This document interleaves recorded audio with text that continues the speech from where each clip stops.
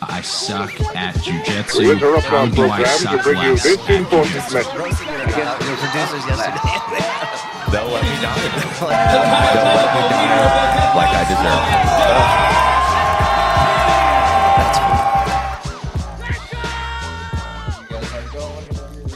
Cool.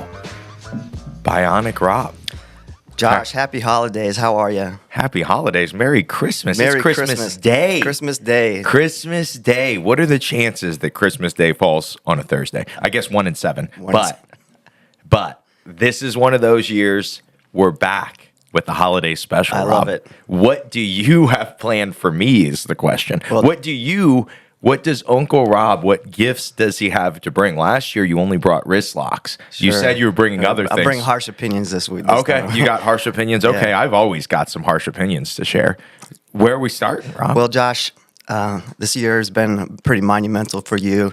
You've had a bit of an identity crisis, but recently came out as American. So I wanted to, okay, good. Oh, thank God. Wanted to Holy congratulate. smokes. I thought you were going to. I'm like, hey, we're keeping that private on the podcast, Rob. But anyway, continue. Yeah, so I was pretty fortunate. Like Bryce and Brian over here, they just kind of moved into their new belts as American Jiu-Jitsu practitioners. Where AJJ guys. I'm kind of grandfathered in, so I got the second one now. So I'm a two-time black belt now.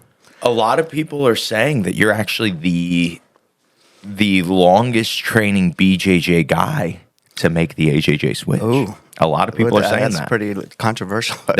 It is. Fact checkers on that one. It is. And, when you see that, you go like, yeah, that's, big move.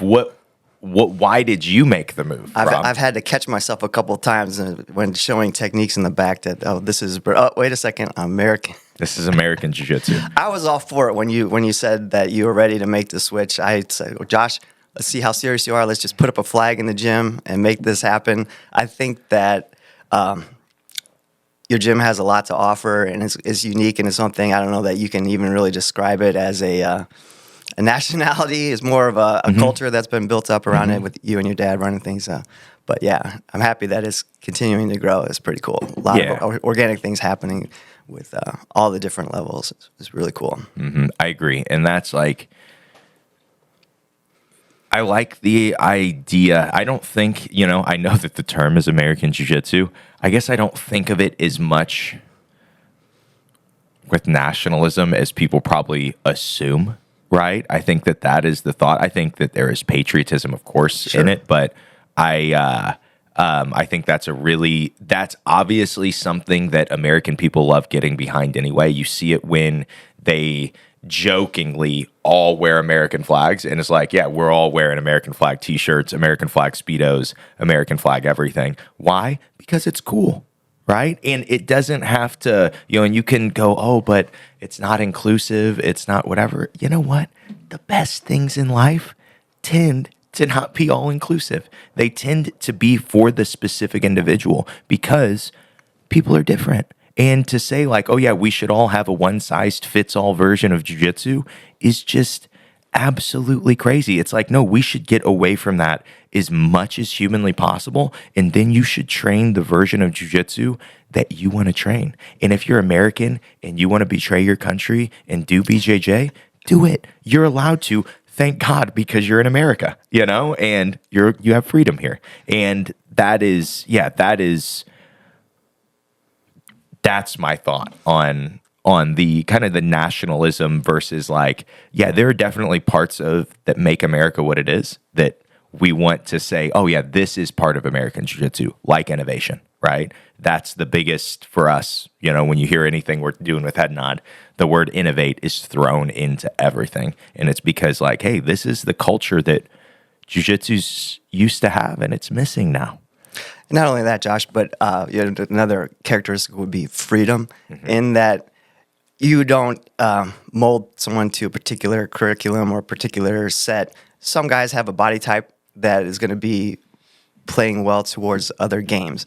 Like, for instance, Allen Brothers over here, Triangle City, right? They're lean, tall, strong legs.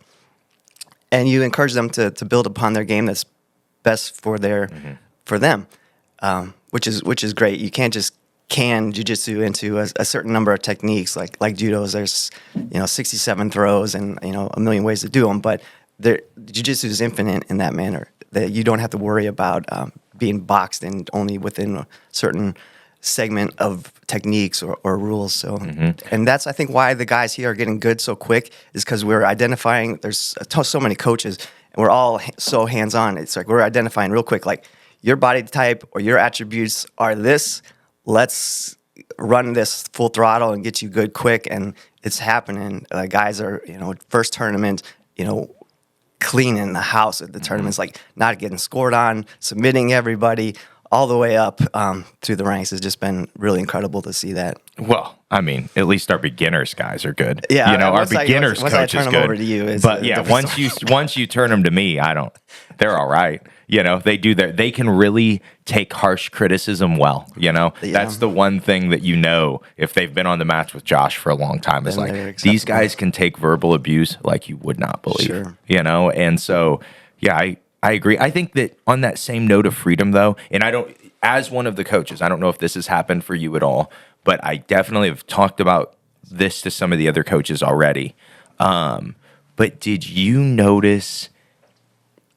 And I can probably try to give some examples if not, but did you notice any points where you go, oh, I don't have to do that anymore. I don't have to say that anymore. I don't have to think that way anymore. We've only been doing this for 3 months, right? And we've really been officially doing this and pushing this with the students for 3 months. But have you had any moments of that you've gone, oh, I have the freedom to do what I want now because I don't have to. There are no Brazilian Jiu-Jitsu gods that I have to appease, and I'm not going to offend them if I tell them that, hey, I like this grip better, or I think this makes more sense. Anything like that? I don't think so. The gym's always been a very, very open culture in regards to that, so I don't think it's not like we're like, okay, guys, and then time out, no more shrimping, nothing like that, but I don't think I've noticed you, but you've got some examples that you.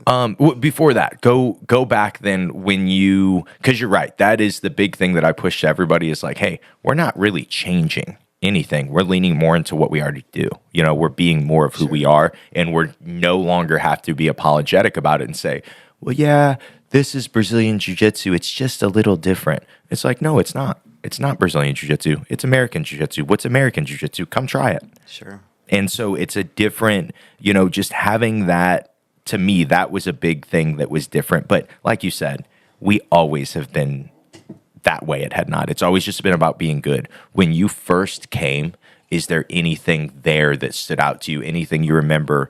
Is it shrimping? Is it that Josh was so anti-shrimping at the time? No, I fell into the classes super well. And from the get-go, I always liked coming, especially when you and your dad would teach. I guess the big shocker for me was coming to the open mats, and they were brutal. There was times I was like, why am I going to go into this? This is not going to be a good day for me. Like, I was just, they were tough. They're still the toughest.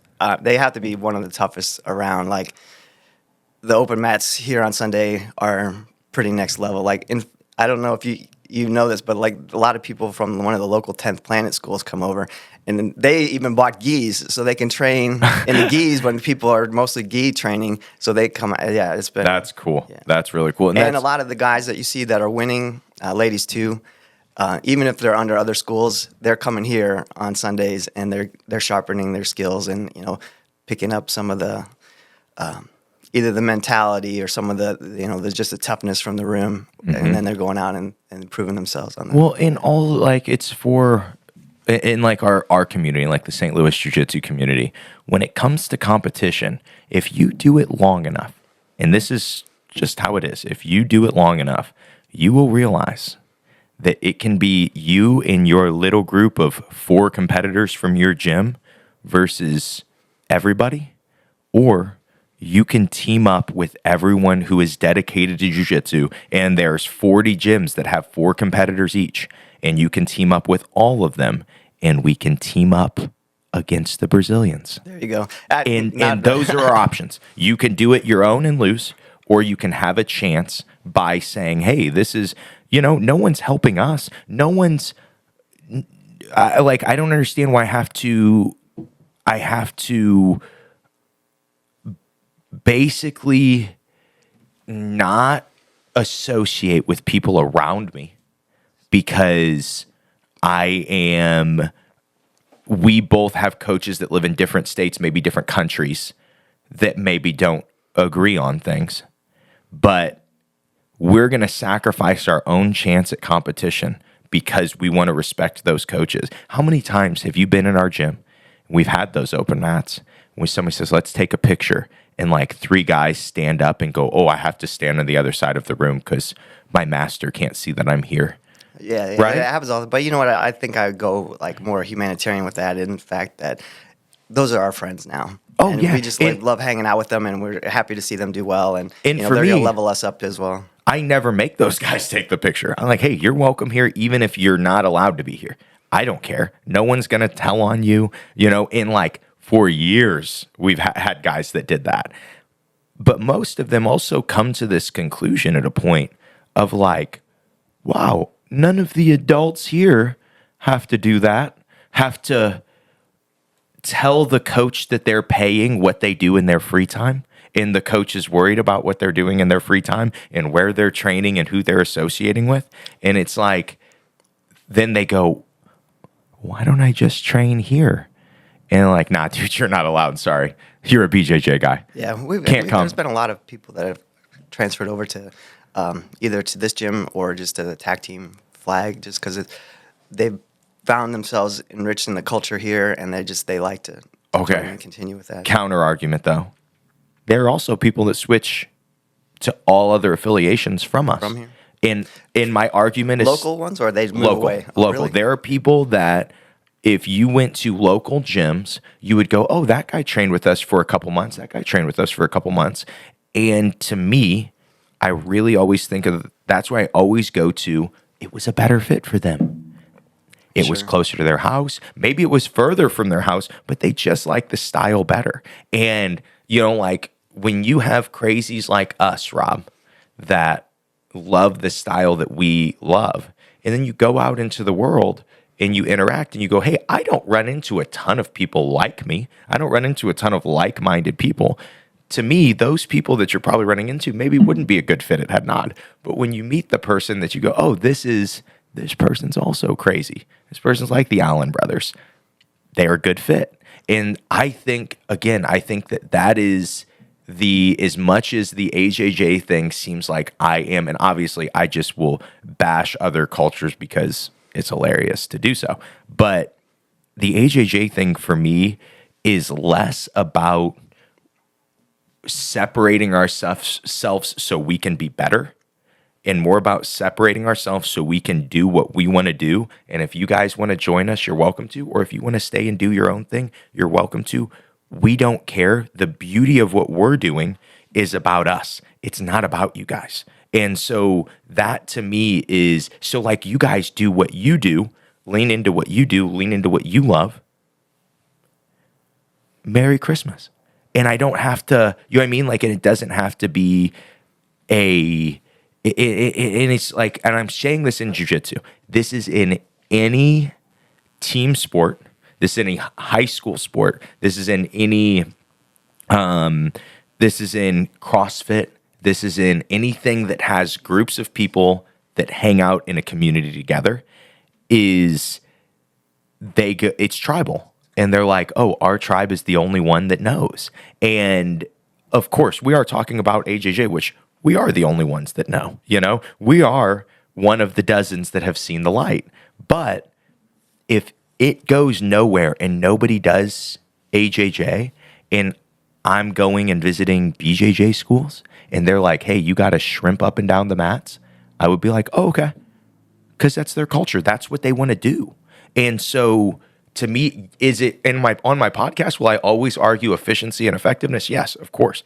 But it's not argued with hate. It's not argued with, I don't like these people because they train differently than me or because they think about jiu-jitsu differently than me.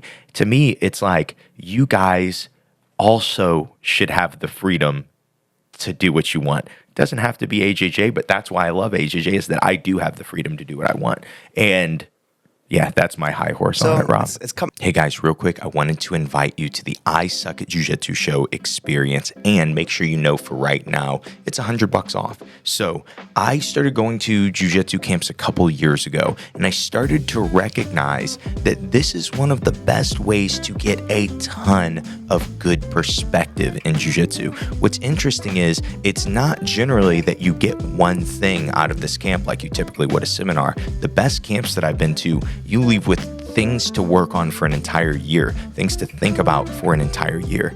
And so I started to dissect what makes a jiu-jitsu camp actually good, what makes it fun, what makes it worth it. And I came up with 3 things that actually make for a great jiu-jitsu camp. And of course, the one you start with is the coaches. The right coaches bring in people, and they are going to be the ones sharing the best jiu-jitsu. And that's what you look at. And so many people, they think about, oh, maybe if I get a big name coach and then a bunch of nobodies, maybe if I do this, maybe if I do that, maybe it's just so many thoughts on how to get the best coaches.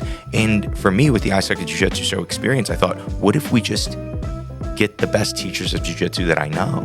What if we just get the best group that I can, just the most fun group together? What if we just do that?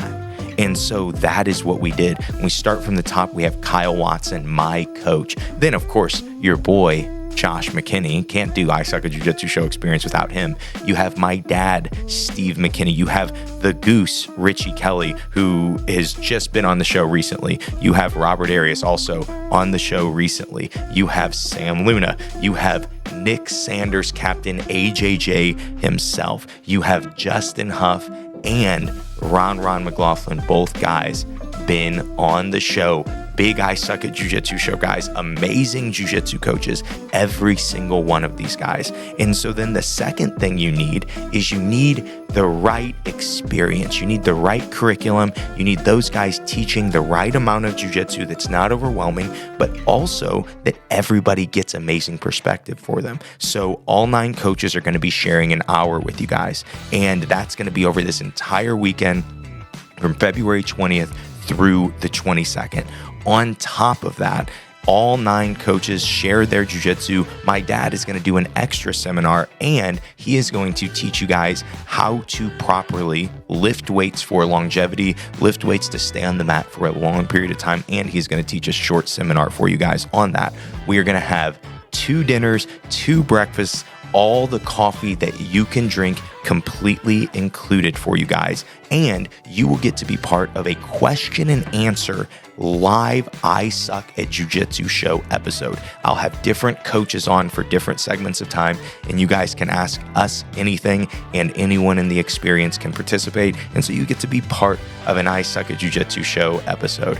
And on top of all that, you of course will get all of the video for free. You will get it all sent to you right after the camp, and you will be able to consume all of that knowledge again and again and again. And then of course, the third thing, and this is actually what people don't realize, but this is the most important thing. It's the right community. It's the group of people that love the ideas on the I Suck at Jiu-Jitsu show. They love the idea of sucking less at jiu-jitsu as much as humanly possible. And they love the ideas of efficiency and effectiveness and having a good time and enjoying their time on the mat. And that is what this coaches group really, they all have. And that is what I believe is going to attract the right community. And so we only have 50 spots for this event because we're doing it at Head Nod HQ and we just don't have enough space. And there will be a $100 off deal until January 1st. I just wanted to do this really informational commercial just so loyal I Suck at Jiu-Jitsu show listeners can know that we may not even have spots after January 1st. When the price goes up, I'm not sure that we're going to have spots. Spots are selling kind of quicker than I expected. And so I just wanted to share that with you guys. There is a link in the description. It's at my gym's website, headnodhq.com. You can sign up for the I Suck at Jiu-Jitsu show experience.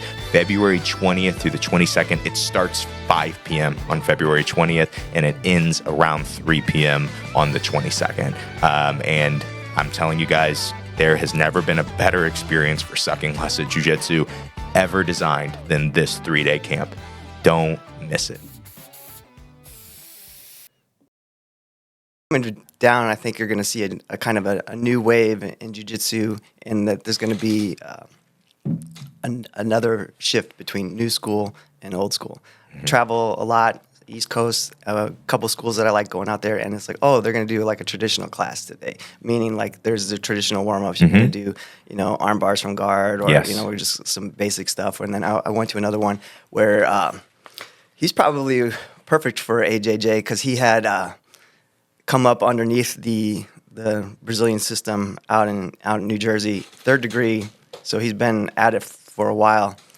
Has nothing to do with any affiliation at all. He's flying under his own flag. But he's also a very high-level judo competitor. So he brings in a lot of the Japanese class style, and they do more of a 50-50, standing and in Newaza in their group. And those guys built up at the same time for both disciplines. And it's pretty cool just to kind of train those things. It's kind of a change, kind of go back to like how it used to be to see how, it's like, oh, well, you guys don't know that you can just like get better really quick by doing things a little bit different, or like, oh, you're not going to like positional spar this. It's like this kind of like, I give a good example. The traditional class of grip breaks where you're just going to grab a hold and strip the grip. You need to learn how to do that. Okay. I'll give you that. But practical application, when a guy is, their grips are fresh versus when they're tired, multiple variations.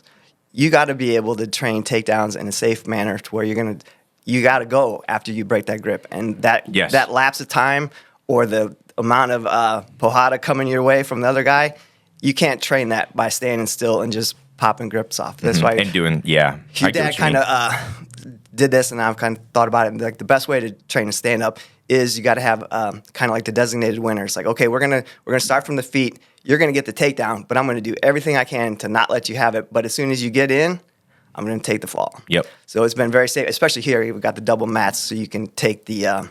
That is nice. If you're not training on double mats, do yourself a favor and go train on a subfloor. But that's a super safe way to train, and you're gonna get a lot of reps in if you that way versus if you're just like gonna take. Okay, guys, we're gonna learn how to break grips today, and that is really a useless skill unless you're not bringing it back with either the full offense or the full defense with that. And I agree, man. I think that, and that's my point too, is that I just think so many people,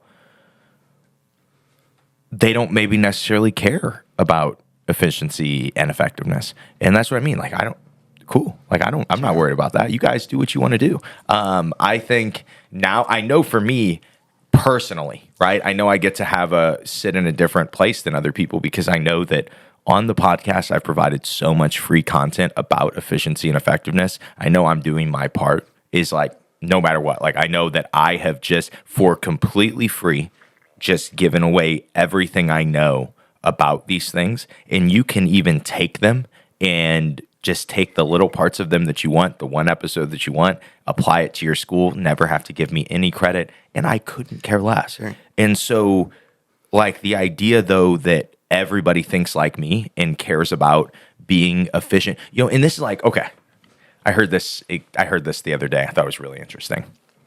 I don't remember what the exact sport was, but let's say it's chess. If you had somebody who was in the top 500 players of chess in the world, one of your friends, and someone who's in the top 2 chess players in the world, and the person in the top 500 made it into the top 400, how would you feel for them? Sure, you're happy for them. At the same time, it's like, okay, you're nobody still. You're still nobody. But then if the person that was second falls out of the top 10, how do you feel? I'm sure. I think that's a common thing in psychology. It's like, he's trash, bro. Honestly, I don't even know why he exists anymore. If you can't be in the top 10 in chess, what value do you have to us? And I think that ideology is so true because you're so proud of your boy that made it out. He got up into the top 400, and it's this thought of like, he has improved. And that's, if it is good, it could always be a little better, which I'm not saying this is wrong. This is how I look at most of life. But I am saying that I don't think everybody looks at life that way. I think that there are people that mentally are content showing up to class and breaking grips, and it does not. They don't care about the depth of more than that, and the coaches don't. And I see that more than I see the people that are just hungry for information and hunger. We're in a world where there's like so much information, and that's like made it feel less valuable, right? For so many people, it's like, oh well, if I really wanted the answer, I just look on YouTube. I just ask ChatGPT what YouTube says about this, and I just think that is again, I'm speaking against my whole ideology of efficiency and effectiveness, but I just think I'm more speaking against the mindset that the way that I think has to be the way that someone else would think. And I think that so many problems are caused from that. Is like, but if you could, yeah, of course I'm right in that if you want to get better at jiu-jitsu quicker, then you should be focused on these things, right? But I think deep down, I don't think that that's the biggest reason that everyone is, or that's the priority for people's jiu-jitsu. Like when you and I show up on the mat, it's like, we want these guys in here to be better when they leave.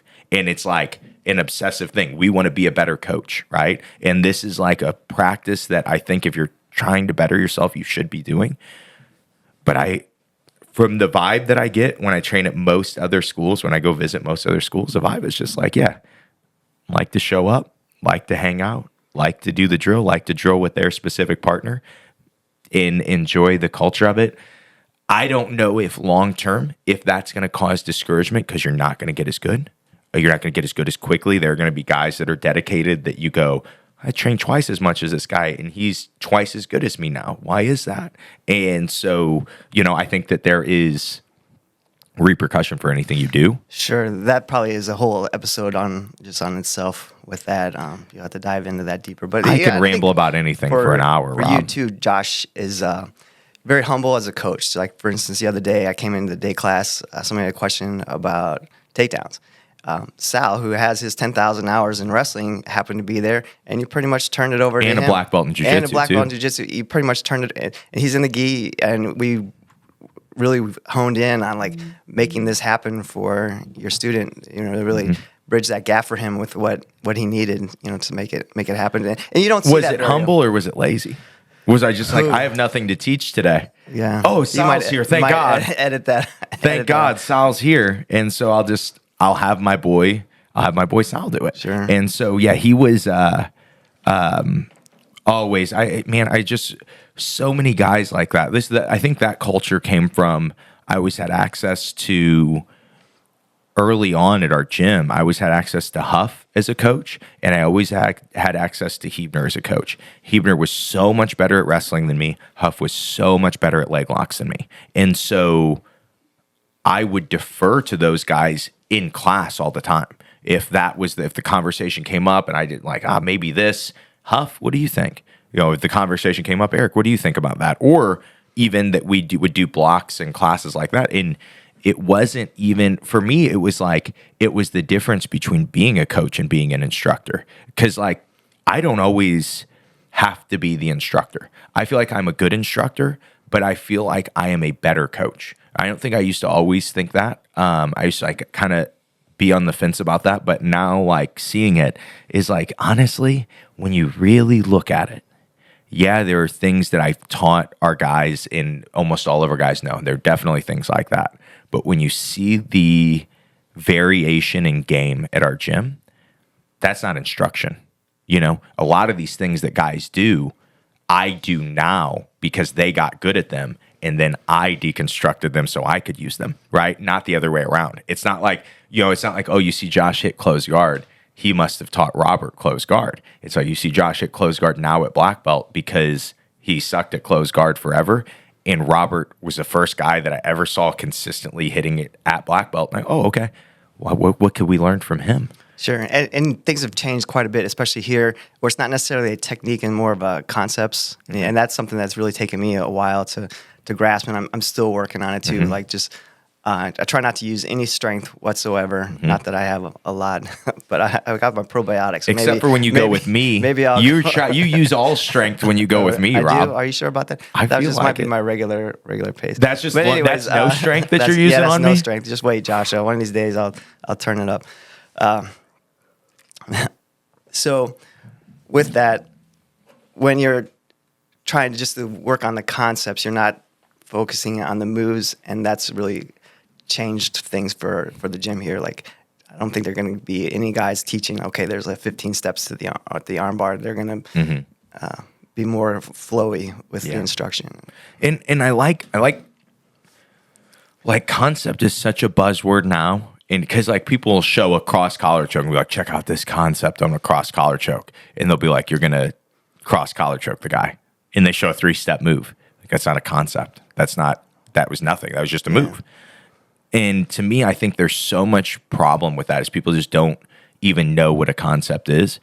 And it's really not as much what it is that I think is helpful for people. It's what it accomplishes. So you have to understand that when somebody comes in brand new, like, they have no context at all about what jiu-jitsu is, right? So they have no understanding if, man. Somebody just had, is there an open mat going on? Yeah, you hear the ambulance drive by. Come by. This is totally random fact, but right here, this corner, Wabash and, is that Pontoon Road? Yeah.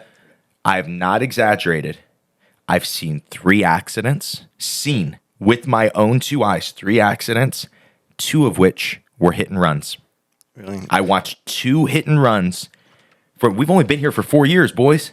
Are they writing down the number to the gym on your new sign out there? I ordering need your dad's to, book there. Yeah, I need to get a camera out there so I can blackmail these people Sure. because that's a felony. Yeah. You leave an accident, that's a felony, brother. And so there was one time this girl is on her phone and she just crushes old lady Kronyatz's car, bro. Just crushes her. I'm on the sidewalk. I was taking a walk, enjoying my peaceful day. I'm walking down, see this impact. There's another cop car that goes by as I'm telling the story. See this impact. I read on this girl's lips while she is on the phone, and she then steps on her gas at full speed. Oh, F word.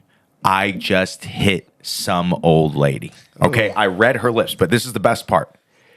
That's a felony. She was on the phone with a friend and she said, oh, I just committed a felony, and then continued to talk to that friend on the phone. Wow. That's Granite City. That is Granite City. That's Granite City. I sometimes City. take the back way in here just to like get a little extra roughness on the way. Yep, sometimes you just drive around the area. Man, I know I was on a completely different topic, but I suck at jiu-jitsu show experience in Granite City. Oh, that's on my list. I want to hear about. Okay, we won't. So should I wait then? I don't want to throw you off. Perfect. No. Should we cross that off? No. Should we go into it now? Go into it now. Okay. Yo, so I got a new gi. It's really, really sick. Datsusara just sent me their fun gi number 2 and has a color stitching that I've never really seen before. It just, the gi looks really cool. The obviously whatever artist they had design it took special care on this, and it's just such a unique design. I have worn it twice now, and I have probably gotten 20 different comments on the gi. Everybody's like, hey, why is this shiny? Can I touch this? Can I put on your gi top? Can I choke you with this a little bit? And so it's definitely been the talk of the town. Only problem I had is I trained in it the other day. Jump in the car. It's like one of the last nice days of the year out. And so I got the windows down. Jump in the car, still gi on, still sweaty. I got leather seats, no big deal. And I'm going to drive home. And on my way home, I end up having to roll up the windows because women were literally just trying to jump in to the car because they were so impressed by this Datsusara gi. And so if that interests you, if being, the coolest looking person on the mat interests you, being in one of the most comfortable gis that there is interests you, be sure to check out Datsusara. Be sure to check out dsgear.com and use promo code I suck at checkout, and you'll get 10% off of your gi, your backpack, whatever you want from them. But be sure to check them out. So I also want to talk about the Mission 111 seminar. And Do we have a date for that? we need to get that on. Okay. Had you bring your calendar in today? And I have it on my phone. Some concepts on that. So last year with the Mission 111 seminar was a little bit of a, we just won't tell Josh, but it's a little bit of a concept prover. Can the experience happen? Yeah, it was. I mean, no doubt. I said in the middle of Mission 111's thing, we have to do the I Suck at Jiu-Jitsu show experience. You're right, Rob. Is that what changed your mind? I explicitly said, Rob, you have been right this whole time. We should do the I Suck at Jiu-Jitsu show experience. You're not going to want to travel to random places when you have your family growing up here. And you're right about that too. And then you can make this happen with your platform now. So it was. I'm looking forward to it. A lot of the same guys. I kind of previewed a little bit to who's the instructors. A lot of the same guys taught. Just a little snapshot of their game. Do you have the list? Do you know the list? I think I do. Okay. We can go through it now because it'll be out. Yeah, it'll be out. So we can go. I think all but one. I think Sanders was at drill, so I didn't get to ask him to come to teach at the Mission 111 seminar. But the rest of the guys, all longtime training partners here, very unique game sets, super technical. They all taught about 10, 15 minutes of this is what you need to know in order to advance this particular position or game. And they taught that, and that was the best part of the seminar. I agree. Alan Bros, right there, link. Richie's 15 minutes, 10 minutes? Was it 10 minutes? It was 10, Did 15 he only minutes. get 10 minutes? Yeah, we were very limited in time. I think the thing is fix your guard retention in 5 minutes. So I think his actual instruction was 5, but his class was 15. Yeah, we did, top and bottom. Yeah. So they taught for a few minutes, and then we drilled, and then came back for some questions. And that was, again, the concept prover there was after those 15-minute sessions, every single time the group stood up, and you could see everybody going, I wish you went longer. I wish you got to go longer. Then the next guy would come, and they would say the exact same thing. And it was just like, then we need to do a whole weekend if we're going to go longer. This was a fundraiser for your mom's charity. The people that in Haiti, really bad situations over there, and it just seems to be getting worse and worse. So and the Philippines. So we were like, okay, we're going to give people a little taste of what this is, and if they really like it, they can get a private lesson, which we auctioned off. Each one of those guys donated. I don't know if it was an hour of their time, but it could have been 30 minutes. Anyways, they donated their time in order to go in deeper with that. But then now you're going to bring them in for a full seminar. Wait. Before we go past that on the Grapple for Good, do you remember how much we made? I had to double check with Mel, but it was over 3,000. Yeah, I thought so too. I thought it was a really good amount, all said and done, for doing jiu-jitsu for a day. Yeah. And all that was donated to Mission 111. You can learn more about that at mission111.org, right? Yes, .org? Yeah. .org. All right. And so I'm on the board. You just get volunteered to do stuff, and you know all this stuff, man. That's great. This is why you're the guy, Rob. But yeah, I Suck at Jiu-Jitsu show experience. We have a list of 9 coaches. 9 coaches now. 9 coaches. You know what? I had been telling people 8. And then when I started to add up everybody, I said I've asked 8 individuals, and I plan on coaching myself. And I was like, 9. My math was off there. I didn't do the Asian math very well there, Rob. So do your listeners still have time to register to get the discount? Yes, so you have 6 days from today. Yeah. As long as the spots haven't sold out, you would see if you wouldn't be able to buy if you go to the link in the description. But yeah, we have $100 off right now. And again, 9 black belt coaches. These are all people, obviously myself, so 8 people that I trust showing me jiu-jitsu. Like that I will ask ideas, that I will see something they do and ask their opinion. 2 guys that really have coached me for a long time, being Nick Sanders, Kyle Watson will both be there. My dad will be there. Everybody loves old Steve McKinney. And then of my students, you have Robert Arias, Richie, Ron, Justin Huff, and Sam Luna, and one more? Is it me? Did I forget to count about Ron in there? I said Ron. Yeah, it's me. That's the 9th one. So all of those guys, all teaching an hour-long seminar. I think there's going to be a few little 30-minute extra, really esoteric seminars. You know, one's going to be like my dad's doing his fitness seminar. There'll be workouts included on Saturday morning. There will be coffee provided by, I should have brought my bag of, I had a good bag of Revive coffee, darn it. But coffee provided by Revive Coffee. There will be both mornings, donuts. There will be an I Suck at Jiu-Jitsu show episode recorded where I have different coaches from the event coming up for little 15-minute segments while everybody's in the room, ideally eating like Sandos or something, like Jimmy John's, something cool. We'll make sure to have food there. You won't be starving. Sure. You're always eating, watching. I have apple cider donuts in front of me right now, right? You can't be, I Suck at Jiu-Jitsu show, you're eating, right? Eating. So we have that. We'll do like a 2-hour in-person episode that people will get to be a part of. I'm sure as much as I'm asking for questions, it just always ends up being hot takes. I just really painted myself into the corner as the hot takes guy. I got asked to be on a podcast the other day, and they go, "Hey, do you think we could do hot takes?" And I'm like, "Bro, I use all my hot takes. I don't got any hot takes." What are your top episodes, Josh? I do like the solo cast and the hot takes episode. I think there's two for sure that really like put you on the map. Kenny Florian, that was kind of like, okay, this is the real deal podcast now because you have a major name, and that was my first big interview for sure.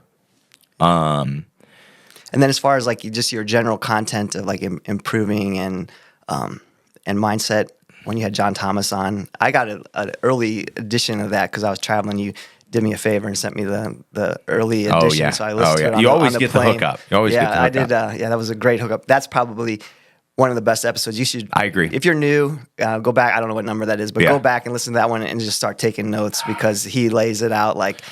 If you had took me 100 episodes of asking him to get him on the episode or get him on the show. Was he number 100? Yeah, he was number 1 or 9. Yeah, he was number 100. So number 100 took me 100 episodes to get him on the show, and I've been asking him since, and we're at 355. And he always tells me like, yeah, next week let's do it. Yeah, he's really a great mind, and it's not. He watches content. He's just really out. Breaks stuff down. He's just out in Europe, just doing jiu-jitsu, bro. Just disappearing, and then he'll just reappear with a fire YouTube video, and then he'll disappear again. Yeah. I'm like, John, come be on the podcast. Yeah, bro. What time zone are you in? Like Central Time. This is the time zone you grew up your whole life. You know, you grew up your 25 years, and then he'll be like, yeah. Next week, I'll get with you. You know what? I'm going to give John the benefit of the doubt on this one. Oh, he gets the pass. You're probably not talking to him on the phone. Why does Josh need 3 email addresses, but he doesn't answer any of them? How many phones do you have, Josh? And you know you got like 3 Instagram accounts. Okay, so it might be you. So listen, you're right. Here's the thing. This is a great point to bring up, Rob. I do have 3 active emails. And don't answer a single one. Okay. We'll get to the not answering. We'll get to the not answering in a second. But yes, you're right. There's one time I sent Josh a text that he answered back right away, and I was surprised because it was early. It was probably like 8:30 in the morning during the week. I'm like, Josh, I think there's another lens of jiu-jitsu. If you guys haven't read Josh's book, The 3 Lenses, which most people that I ask if they read it, they all say no. No one's nobody. It was terribly named. You used to tell me that it was because nobody could read, but I think. Then I'm like, Josh, I think there's a 4th lens. And that's the way that you learn jiu-jitsu. And then immediately, like, the phone couldn't have a faster connection. Josh is like, I'm intrigued. Tell me more. So that's the only time I've ever gotten a response. Okay. So here's the thing, Rob. I've got 3 emails. I have a fan page Facebook. I have a personal Facebook. I have, obviously, the gym and the show's Facebook. I have the show's Instagram, my personal Instagram, the gym's Instagram. I have the gym's corporate, meaning 3 different schools, Google Voice that goes to my phone, and then my personal phone number. Throughout each day. Josh had an assistant for a while, too. Throughout each day. I did have an assistant for a while, but she couldn't keep up. I get somewhere from 10 to 30 messages from people from those different avenues wanting some of my attention. But here's the thing, Rob. I have a finite amount of attention. So That's a limiting factor, your attention? I think nothing.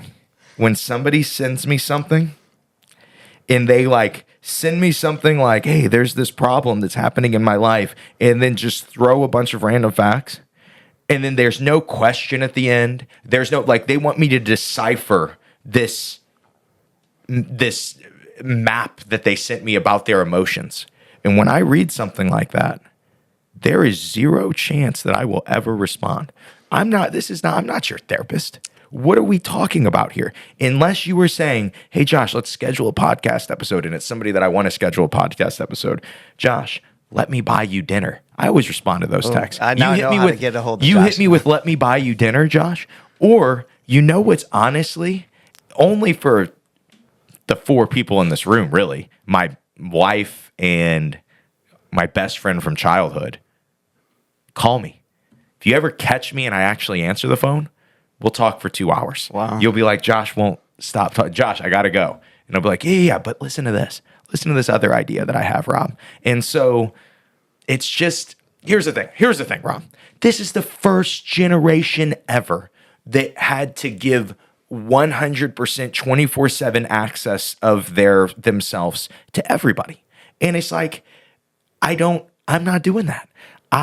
There are times that I go home, and most of the time when I go home, I will plug my phone in and I will just leave it. And then when I come to the 50 messages that are on my phone the next day, they get triaged. And so, hey, important thing, Brian Allen says, studio's on fire, help. I'm like, hey, dude, fire department's coming. I can't. What am I supposed to do with that? That's not my job, right? But if he says, hey, what looks better, this thumbnail or this thumbnail? You're answering. I'm answering that. Okay. Like, oh, dude, we got to get views. We're out here struggling for views. And so it's just a priority thing. So just know, when you send me something that I don't respond, it's simply because I believe that what you said or who you are as a person didn't have enough value. And so that's the reason. Right, so you got to bring Josh value. If you're Is that too honest? Is that too honest, guys? Because there are times I definitely leave you guys on red.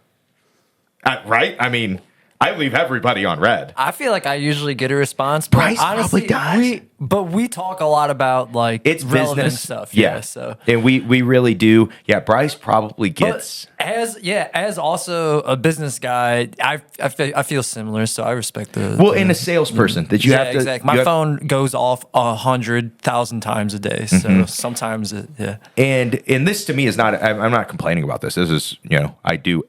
My wife said the other day where she's like, hey, let's plan your birthday.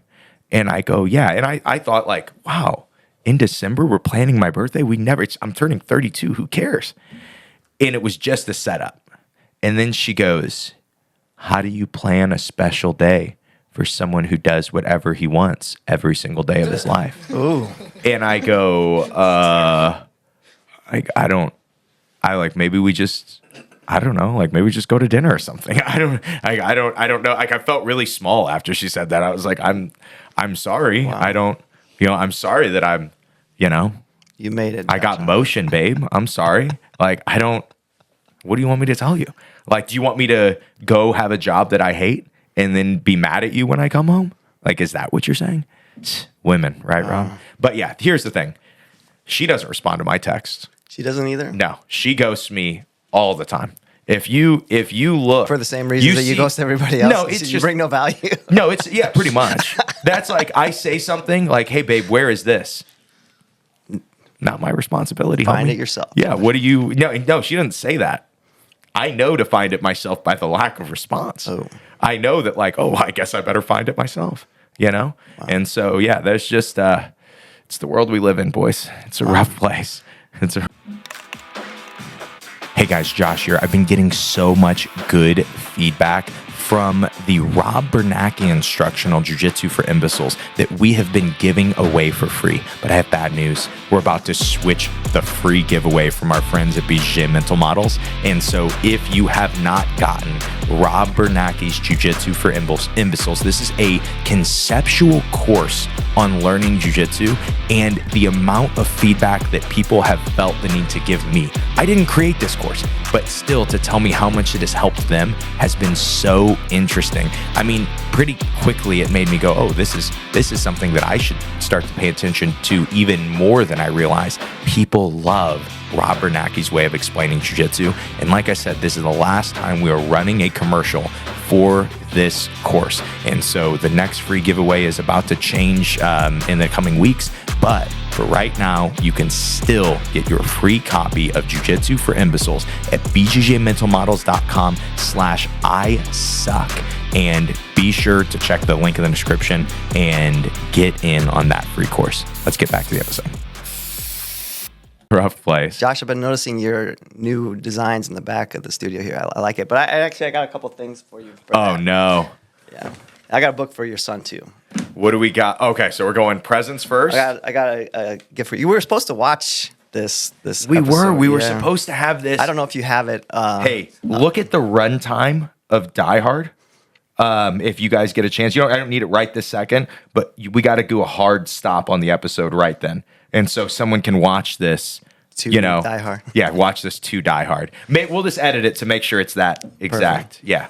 Cut out the part where Josh's wife doesn't respond. Yeah, and so like the last few seconds will just be me and Rob watching the end of Die Hard with you. The original Die Hard from 1988 is about 132 minutes long. What are we at right now? Which is 2 hours and 12 minutes. We are at 43 minutes. Oh, you can listen to the episode twice to get your views. We're in. Probably a little less than that because we were running early. So yeah, but then we got commercials. Commercials are at least 10 hours in an episode. There you go.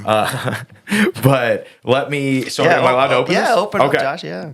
He brought the DVD of Die Hard. Your son probably Wait, won't let like me to make start sure I'm watching that. opening and showing the camera. That was hard to find. I had to go eBay for that one. That is a beautiful thing. We will watch this tonight.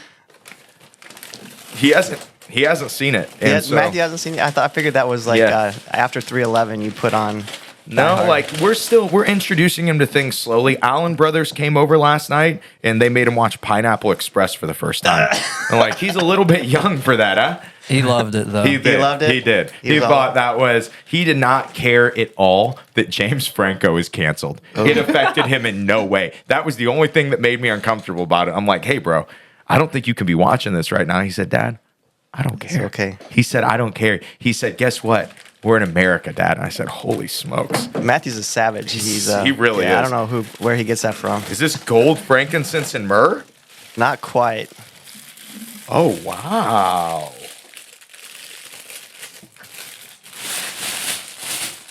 This is 10 out of 10. Yeah, I had to put the text on by myself. It says, Fans' Choice, Top AJJ Podcast 2025. I think that immediately gets inducted into the Wall of Fame. It does. Yeah. I know, Josh, you had a rough go when you were a kid trying to get that basketball trophy, so maybe that'll...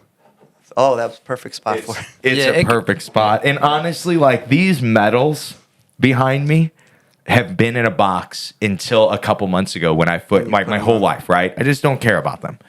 But Fans' Choice Top AJJ Podcast of 2025, I'm going to cry, Rob. Your head's kind of blocking. You should put it next to Combat Sports Hygiene. Combat Sports Hygiene, where are we? Okay. Here? Thanks for the sponsor, Combat Sports. Yeah. Yeah, don't worry. They're going to get a shout out when I give Rob his Christmas present. So then I like to make sure Matthew's well read. So we have the deadliest animals this time for him. This is a really good thought for him. Because he's a savage. Like, he's uncontrollable, and I feel like you're going to want to try to nurture that characteristic. Oh, gosh. I don't know if I need to nurture that guy. Trying to tame it already, but it's not going. Okay, well, you give me a gift. This is from the Allen Bros and myself. Ooh, cool. Oh, nice. I love it. Of course, some American Jiu-Jitsu patch. Show the camera, Rob. Got a little folded. I have less smashed up ones, but no, that's perfect. I'll get sewn on after 5 minutes. You know what? I've been looking for this. I saw the Sean's gi online, the imposed will one. And I was like, oh, Josh, are you going to have the small ones? I got to get one of those. And I'm not trying That's to awesome. tell you how exclusive it is, but there were only 3 of those small ones in existence, that size. And Yes, you I got love it. one of them. Show the camera. Beautiful, love beautiful. it. And Oh, then, man. Oh, of course, my you're a dirty hypochlor- guy. My hypochlorite. We thought you needed I have, some hypochlorous acid, I should some do a combat sports a gear hygiene. dump for you later. I got my gym bag here. You'll Okay. love it. You love it. And then, I mean, Ooh. the best part, this is great. You know crack what? this bad boy open. I just ordered a new rash guard, and I kind of regret it. With the Head Knot American Jiu-Jitsu tag team. Oh, this is amazing. Come on. I just ordered a rash guard. I got suckered in on the Instagram ad. You know, this from one of the local deal people. Ordered it like a month ago. I have gotten 0 response as far as tracking or anything like that. I'm gonna probably have to go to my credit card and have it canceled. So I was like, Ooh. you know what? Just buy reputable. That's what I'm saying. Here, pull that out one more time. Show it, because right now until December 31st, we actually are selling Head Knot American Jiu-Jitsu gear. So if you this is want amazing. to let people know that you are against all of the cult behavior in Jiu-Jitsu, that you are for freedom to innovate, You can wear check that. out the Head Knot. This is the most tame piece of gear that I have. The giant eagle on the front of the chest of the other one. I don't know if you've seen that one. I did. You know, I was watching the Zach and Pat show, and when you were on there, and you had the No. That's a T-shirt. Oh, that's a I have a t-shirt. lot of gear. This is we're not selling the T-shirts online. This will be on imposedwill.com. So we'll do another run through Christmas into New Year's of rash guards and their gis. We did a red gi. It was so offensive. I was offended wearing it. I was like, I don't know if I should. I'm going to wear it today because it's Christmas. Okay. But you guys will be offended too. You'll see what I'm saying. But yeah, if anybody wants that, That's be awesome. sure to go to the link in the description. A lot of links in the description at this point, but be sure to go to the link in the description. Absolutely. What do we got next, Rob? What's on the agenda? So what do you think about the seminar for this year, Mission 111? Do you want to go big again, or you want to do just like a kind of tame it down a little bit? You could make the argument for either way. Multiple locations is tough. Mm-hmm. We could take it on the road.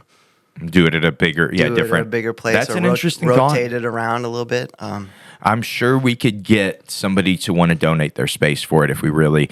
I think we wait till we start to get a little closer to the Osaka Jiu-Jitsu experience before we have our real date. Because I almost think a little later in the summer Sure, might yeah, do yeah, better. I think so, I think early in the summer people start to be busy, but like I always find I get booked for seminars after Adult Worlds, like June 1st. That's when I get booked, and it's usually for a couple months. That's where I do most of my seminars. Seem to be June, July, August, September. And I just think that like a lot of the tournaments aren't happening yet. The people that are going to do Master Worlds are still prepping for that. And so they're happy to go to a seminar. They're happy to do, to be training. And then, yeah, everybody else that just seems to be when stuff really big seminars that I've had have been.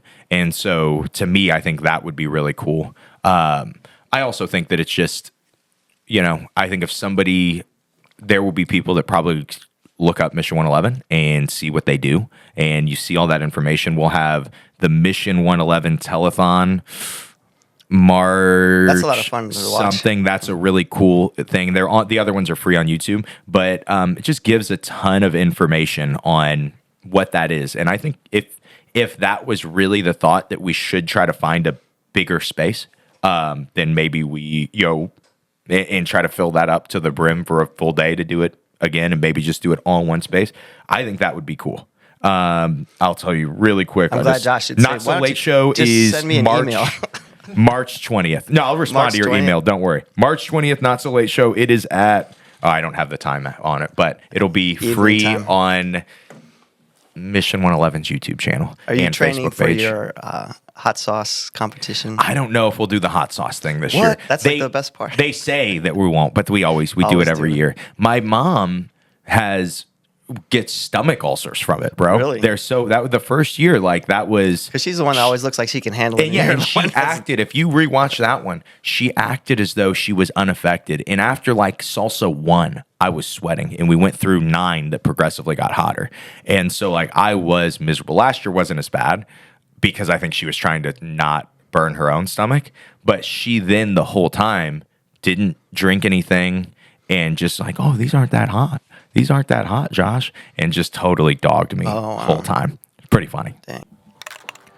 The jiu-jitsu mats are really gross if you really think about it. I try to not think about it. I've actually run into this problem of writing commercials for my friends at Sports Hygiene. It's so hard to write commercials because if I just really am honest with people and we all just sat for a second and we think about how gross the jiu-jitsu mats are, we marinate on that thought in the same way that we marinate on all of the body fluids of our friends.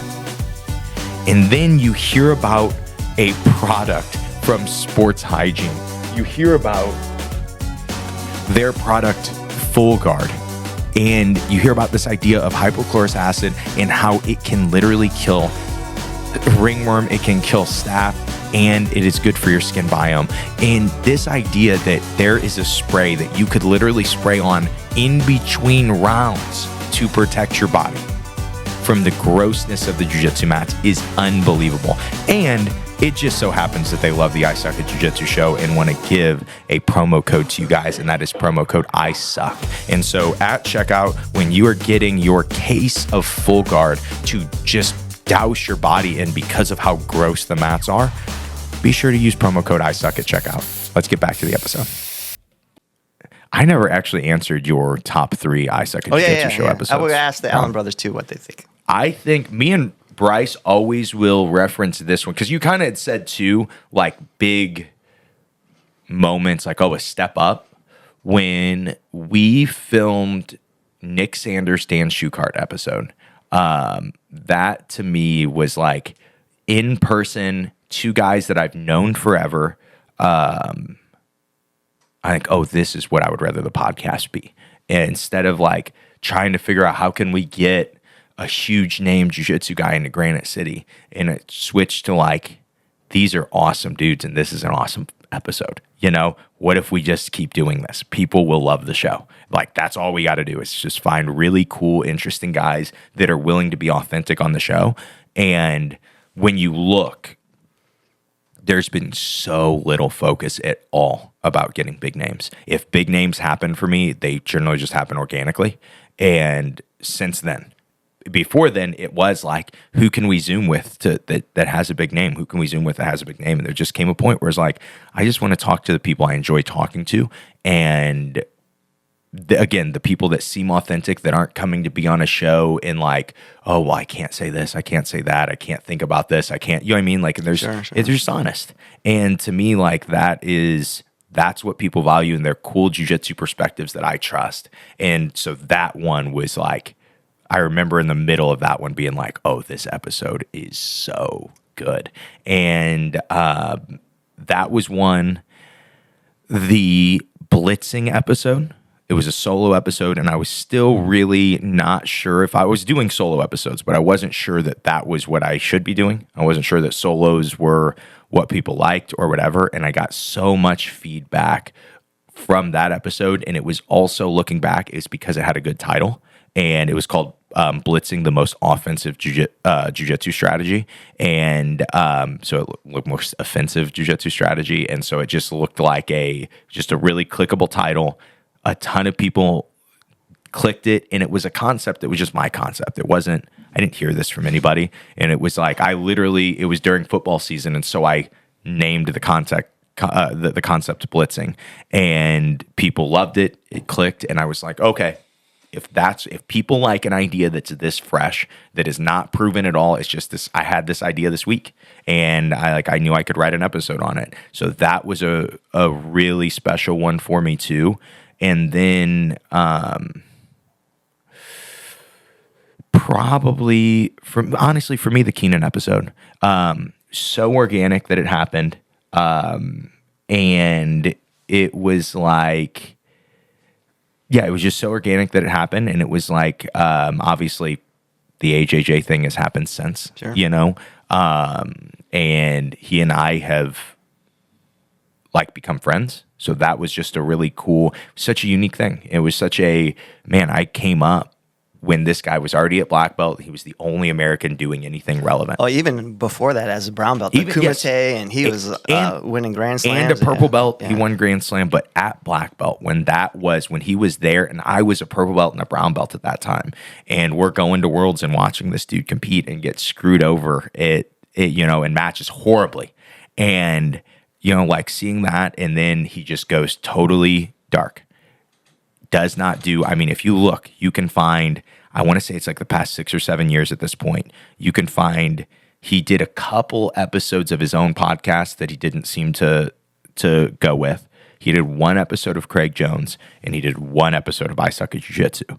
And that to me was like what made that special was the big name thing of like, oh, we got to get a big name. We got to get a big name. If you don't know that guy personally and he's willing to cold get messaged on Instagram and say yes, that is because he's willing to do any podcast. That's because he's just trying to get out there, which is cool. Sure. And you can catch guys like that early. You can catch guys like that and get a great episode. But for me, there is no value in at a time that this guy is getting interviewed by everybody to do the same interview with him, or even an interview that can't cut through the noise because it's one of 20 interviews that he's advertising on his Instagram that he's doing it. And so it's just like, that's not the game that I wanted to play. And so that's why those are my significant ones, is because you made a joke to me last night on Instagram that people now try to copy this podcast's style.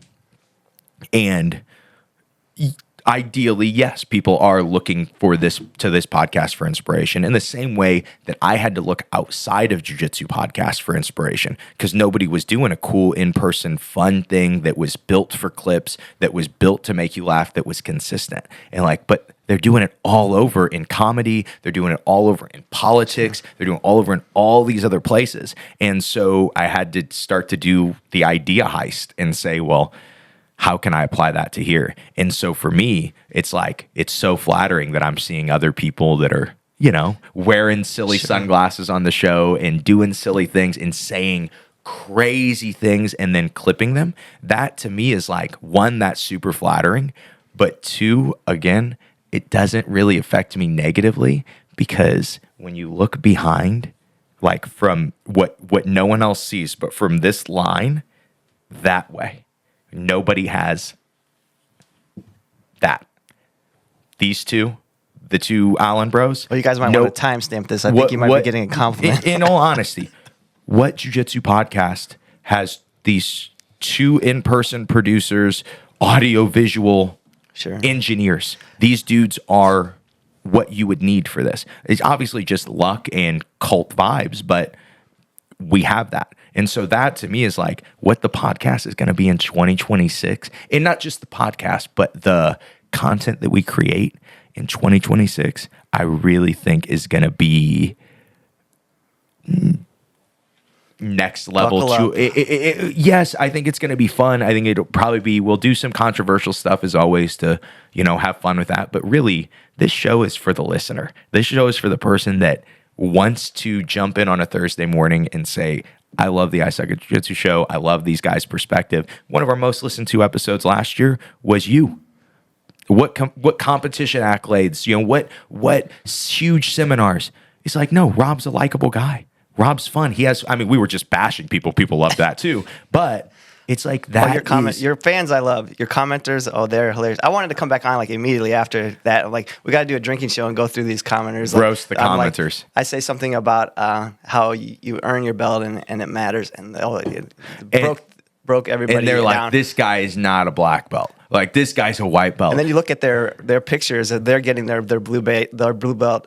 Best day ever. Yeah. And they're so proud. They're going through the gauntlet. Yeah, I got my stripe. I got my stripe tonight, and they were mad. Yeah, that you were like, oh yeah, belts do matter. You should. You're like, oh no, they don't. You don't know what you're talking about. Seriously, the people that comment negatively generally aren't people that listen. And the fun thing is, you do it long enough, and then those people that comment negatively, I see this on our Instagram all the time now, is we can post out of context things.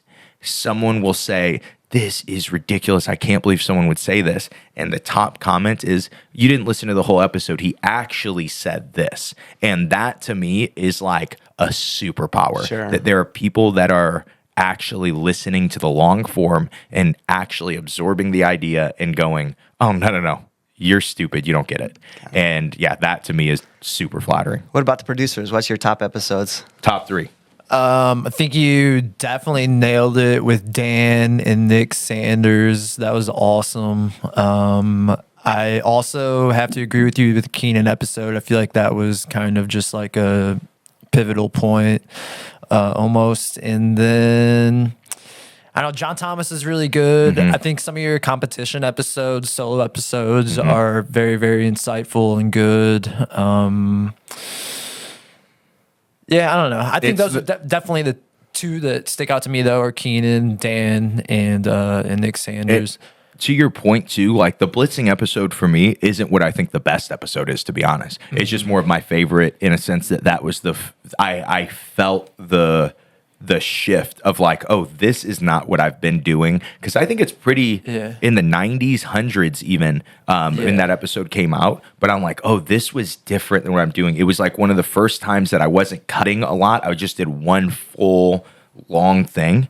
And that was why for me. But yeah, I don't think it's the best solo episode for sure. You know, I think there are got to be one of the hot takes episodes. It's one of the most poppin' solo episodes. What do you got, Brian? I was gonna say I definitely had some of my biggest jumps in understanding during the blitz in the double your speed episode, like those runs of episodes. I laughed my ass off at the Halloween episode this year. That was a good one. Yeah. I liked the Halloween episode. Give Bryce the shout out, bro. The Halloween episode was funny, and that really was.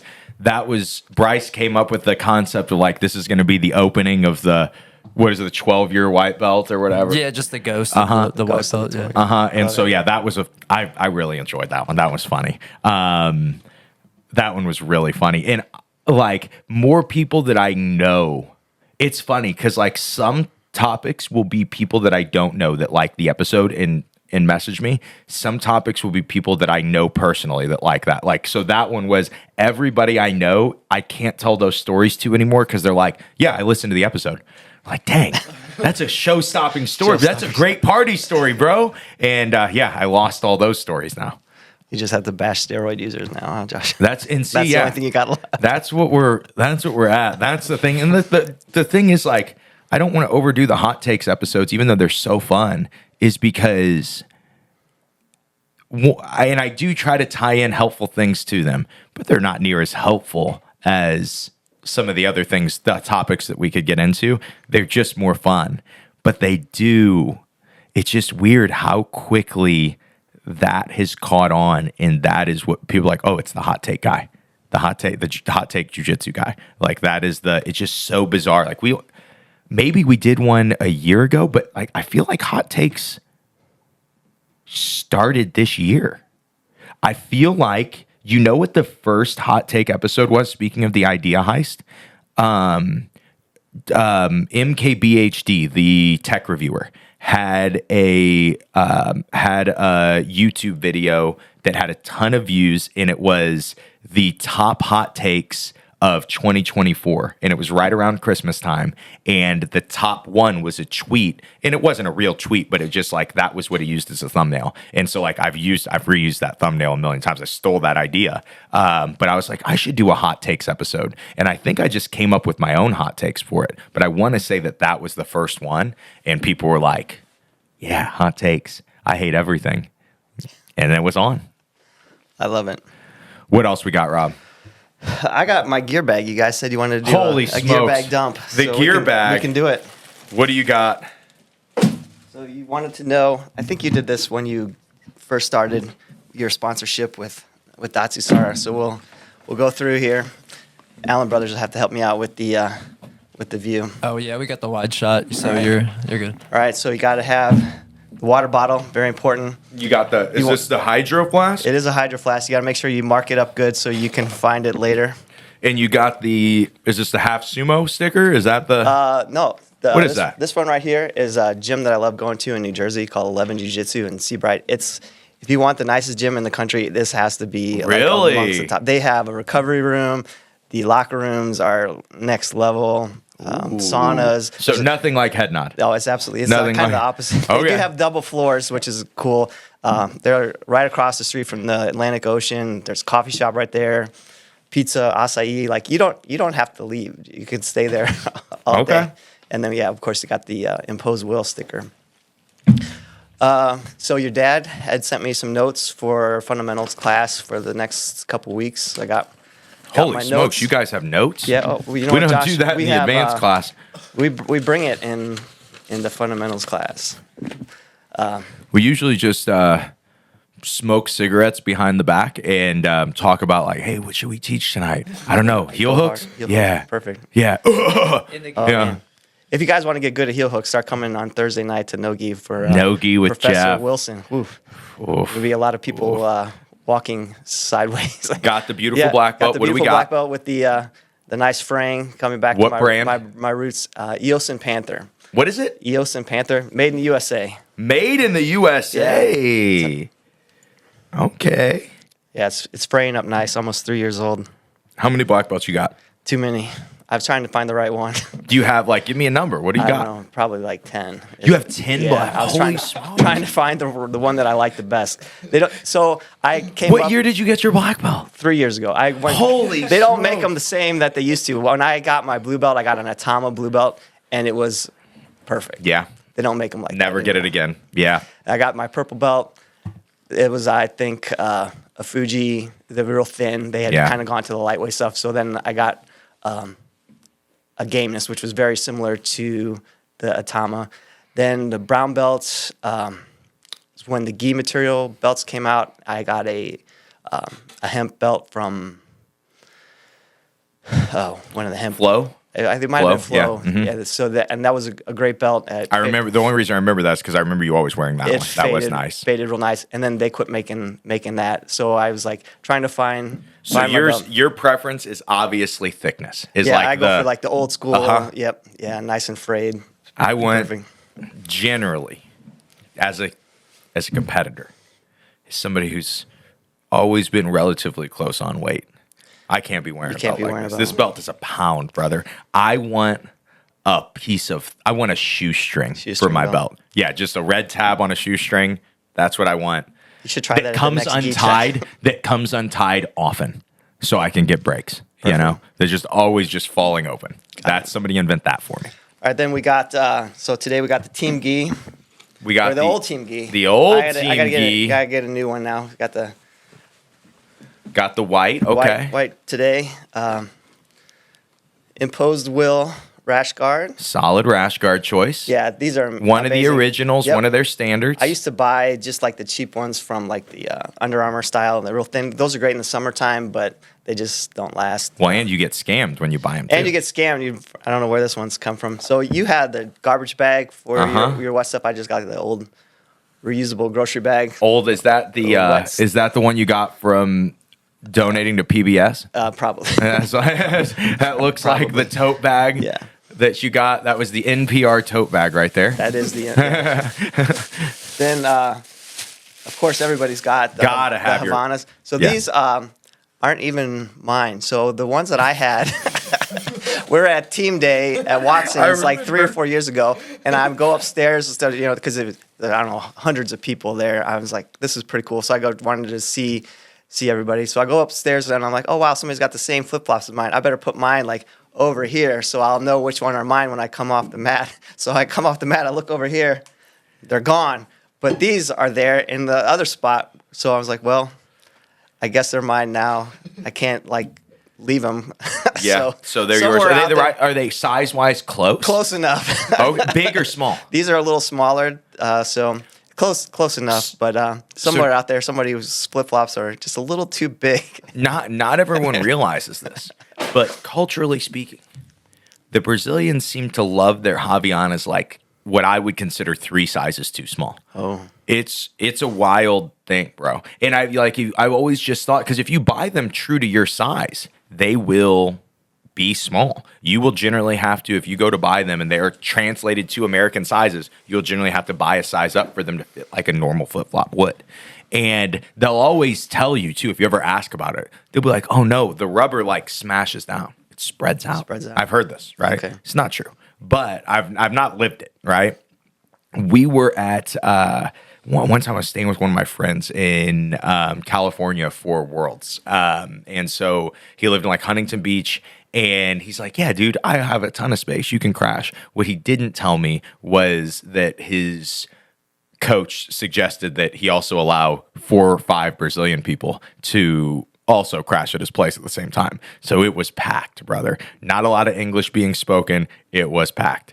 And apparently they had been with this guy for like a month. They'd been staying there training, getting ready for Worlds, and they all going to compete. So the night we all get done competing, we're all back at the house, and they're like, hey, man, we got you a gift.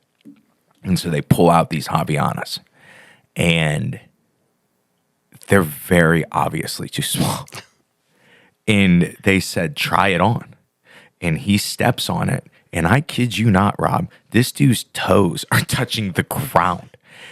And the guy looks him in the eye and he goes, perfect. And then he looks at his friends and he goes, see, what did I tell you? I'm great at picking out shoe sizes. That's hilarious. And I'm not exaggerating. This dude's toes were touching the floor and his heel was almost touching the floor. And I'm like, guys, I don't know what things are like where you live, but here, like, you want your shoes to keep you off the ground. Sure. You know? And so, yeah, Javianas, it fits the style that yours are Okay. too small. Perfect. So I didn't mention it. I got the Datsusara bag. So this is one of the newer pieces of the gear. The 20 what liter? 25? I think this is like the equivalent to 5 gallons. I don't remember what the So 40 liter? could be the 40 liter. No, that's not liters. I was doing quarts. How many? What's the Liter and a quarter. About What's the a same. liter to gallon? What is that? 4. No, it's not. That's a quart. I just 4 did this. quarts to a gallon. Yeah, A I just did the liter is same math that 1,000 you. mil. Yeah, I just did the 946. same math that you did. You know what? We're in America. It's Okay. 5 gallons. It's a 5-gallon bag. 5-gallon bag. All right. Yeah. Anyways, this is really nice. It hardly looks like it's even been used. Yeah, I know, man. My other bags, I had a couple different ones, gi material ones. The gi material held up just fine, but like the zippers broke. The threadbare. Before I got this, I was using a Lululemon bag just to stuff it in, and that actually worked better than some. But the hemp material wears really well. Do you know what I mean? Like because that's like when you're buying something that you want to last for a long time, it's not that you tend to buy something that you want it to look like it's brand new for a long time. A lot of times you buy something that like, Sure. hey, as this wears out, you see somebody pull out a wallet that has patina on it, right? It's a real leather wallet. It looked bright brown when they bought it, but now it is just its own color. It's, it has a patina on it. And that's what I love about like these Datsusara bags is they just have a quality that is not going to like break down. And the hemp really starts, to me, like even the gis looks cooler after you've washed it a few times. And it gets this like ropey type look to it. Something that's just a little bit, it's very durable look to it. I really like that. I'm really pleased with it. So then we got this side, got the wipes. The for My after- Shield, is this a after different, train- is this sponsored? No, not sponsored. My Shield sanitizing personal wipes with soothing aloe vera. Is this antifungal? We got a full regimen here, Josh. Of all that Okay. stuff. So then we have, this is new, I think same brand, spray, Advanced, the, holy smokes. sanitizer. The American Red Cross. Then what else we got here? So I put the hypochlorous acid in a smaller container. That way, if I don't lose it or the cap breaks, I'm good. So yeah, People are gonna think Head Nod is just the dirtiest place in the world. You just pulled out 4 well, you gotta stay safe out there, Josh. 4 pre-shower. Yeah. I don't even understand. And then we got Batteries? well, if there's a clock that ever goes out in the gym, you think Josh is changing the battery? I'm trying to teach a class, and everybody's like, well, "What time is it? What time we got to start?" And like, it's You gotta be prepared. Then I got the marker. What do we got here? Some fingernail clippers, because there's always gonna be that one guy or that one time. Okay, this is good. These are good. Then What else we got? I haven't put mine on. I got the American flag patch to stick on the side of the bag here. All right. Oh, this could probably go in there. Got the hydration stick for emergencies. We got to go over here. And if you ever train with Rob, he really is bathing right after class. Yes, that in stuff. hand sanitizer, in like each thing is like he does hand sanitizer on like his hands, forearms, and ears. And like, yeah, like wait, that was so specific. And then he'll do the spray and like this dude is not getting a skin infection. Yeah, I don't want. I swear. anything. You know what? It's hard enough to stay healthy on the mats. You don't want to do something stupid and be off training. Plus, like when I get home, there's always like that one emergency that it's like, I'm supposed to come home and take a shower, not like go fix the fence or something like that. So yeah. Then this is actually for your son. Next time I see him, notice your son doesn't take any swings on me. He just reaches out. He does. He does just some eat cookies and he knows Uncle Rob's got some food. This is cool. Sabo gave this to us. He went to the Arnold's, and we have some pre-workout. I just haven't tried it yet. The Southern Comfort flavor. So holy smokes. One of these days, I'm going to come to like a noon class. I'll be hyped up and smelling like booze. With some Southern Comfort, I like that. A secondary belt? This is a secondary belt. Why do you have a secondary belt, Rob? I would never forget my belt. I knew why you had a secondary belt. Sitting across from me, who lives like pretty close, like you're walking distance practically from the gym, right? Like if you had to, you could walk here. If I had to, yeah. Okay. I mean, but if I had to, I could walk anywhere. This is his gym. He could like leave a belt, right? Forgets his belt all the time. And I do. So I have to. But anytime I do, I know that you're going to have a belt. Yeah, and gotta make sure. Since I never have any consequence, as long as I'm here, unaffected. Then I think you mentioned this before, and you got the no-gi shorts just in case. Clinch gear. Got to be ready. Got the old school brand. Got to be ready, like Devin Parada.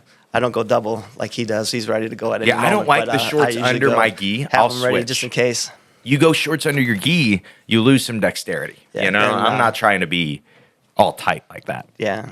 Then I got the mouthpiece. Got the mouthpiece. Yeah. My dentist made this for me. That's the way to go too. You do have to be careful. Make sure you keep it clean and you don't want to forget it and stuff. But it fits them perfect. Like a lot of times you put a mouthpiece in, you're like, oh, I can't breathe or whatever. If you have the one that fits just right, it's like it's not even there. I used to use the ones that you would do. They send you the 2-part epoxy and you mold it, you bite into it, and then you send it back. And I used that one. I had 2 of those for a really long time. I don't remember what brand it was. But I like that, but I should wear mouthpieces. I don't. Yeah, it's mostly for the concussion purposes. Yeah. Like you don't want to be, again, like something's kind of preventable. You don't want to take the risk too. So. And not only is dental work very expensive, it's such a problem to deal with. Anyone that you know that has even a root canal that they have to deal with, but just especially someone who broke a tooth, who broke a tooth and part of their jawbone because their tooth got knocked out. Yeah. Like you see that happen to people, and it's a freak thing. It happens, a little headbutt, something like that, or somebody gets kicked, just something. And to me, I probably should wear one. Okay. I get away with not, but it's just like if you're really good, nobody touches your face at all. And so that's a lot of what I just base my not wearing a mouthpiece, not warming up is like I just will be good. Bad mistakes. Famous last words. Bad mistakes. Then we got the gym towel. Got this from Josh Severett. Gave this to me. What brand do we got? Phalanx, is that right? Oh, really? Yeah. So they have their own gym towel. How do you feel? It's just like the ultra thin, quick microfiber style. Do you feel like it is actually extra absorbent? Because it does the job just fine. Yeah. But do you feel like it's extra? That's not what I said. I should probably get. Is it nice to have a really small bag? But this is not. They don't sponsor the podcast. We can be honest. Okay. Do you feel like it is actually extra absorbent? I should buy just a regular absorbent towel, and then I can do the comparison for the next time I come back. Okay. So I just he didn't say yes. All right. He didn't say yes. It does. So if somebody is at their gym, they buy this towel, and they're just scrubbing their body and just moving water around. Nothing is getting absorbed. They're going to be naked at their gym, dripping, thinking of Uncle Rob, being like, I hate that guy. I'm never listening to his recommendation again. Next time I'm going to go to Bed Bath & Beyond. All right, then we got random things of tape. Finger tape. Gotta have finger tape. This really, it's just, it's just promotions tape. Yeah, there you go. Oh, yeah, got to have the thin stripe for that. Then stretch band for any rehab work. Sometimes you got to get warmed up. Then I think there's tape in this one too. Yeah. Oh, this is new. Comes from producer Bryce. Are they? He took a header the other day. He did, and had a nasty cut. They're like, "Ooh, do we take him to the emergency room or do we glue it up?" He was a man. He's like, "I'll super glue it." Before that, you went through the first aid kits and whatnot, I'm sure. Yeah, every first aid kit. And that made you realize maybe I should bring my own Band-Aid. So anyways, got some Advil just in case. And then we have the antibiotic and then a couple small, here we go. The alcohol pads just in case. And then a couple Band-Aids. We might have to patch up our tough thing about partner. Band-Aids though in general is it ain't going to stick on. You're telling me that the Band-Aid was going to stick on the gaping wound that Bryce got from a flying knee to the face. Was a healthy one. While he's sweating? Yeah. We're like, you know what? He wanted super glue. We're like, whole gear bag? I think that's it. All right. We got everything. There was some solid gear in there. Anything that he was missing, Alan Bros? Anything that he should have had? No one is more prepared than Bionic Rob. Got to be ready. So, I don't know. Did you pull out electrolytes at any point? Yeah. Are you not? Yeah. I had a little. Just a pack. Just one pack. That's a good call. Somebody sent me ERA, ERA. Sent me their version of electrolytes, and first one that I've actually liked that was an Element, and it's a totally different vibe. The sodium is like sodium chloride is salt, correct? Mm-hmm. So it's sodium. What's the other sodium? Sodium something. Sodium citrate. And so it doesn't have near the same salty flavor. And it supposedly is easier for when we looked it up, because I was like, oh, this guy sent me this thing and he's trying to kill me. And we looked it up and it claimed that it is supposed to be easier for you to digest than sodium chloride. And so way less salty. It was an unflavored. It really doesn't taste like anything. Interesting one. I have it on the floor in my car. I'll let you try it. Yeah, Brian was just standing on it. Be careful if anybody sends you some chloroform, Josh. Be sure to not listen. If anyone sends, I'll tell you this. What I just admitted to on the podcast is somebody sent me a bag of white powder, and they put a nice note on it. And without even a second thought, I put it in water and I began drinking it. Drink it up. I feel fine. Perfect. And so, it makes me think some crazy thoughts and stuff and see, colors and, things start to move around. But besides that, great product. Great product. Great product. The coolest part, the best plus of the I Suck at Jiu-Jitsu show is that people will just be like, hey, can we have your address? We want to send you something. And I'm like, yeah, for sure. I'm from Granite City. I'll always say yes to a free thing. And then they do. And sometimes it's cool stuff. Sometimes it's like, okay, this isn't very good. I won't talk about this. I'll just keep this a secret, But sometimes it's worth mentioning. Sure. Nice. We got anything else, Rob? What do we got on the agenda? I think that's it, Josh. That was the whole agenda. We went through everything. Yeah. Oh, gosh. I just lost my donuts. Donuts just took a deep six. It happens. Keep the audience, keep training hard. Got my fundamentals guys training hard on Mondays, making major strides.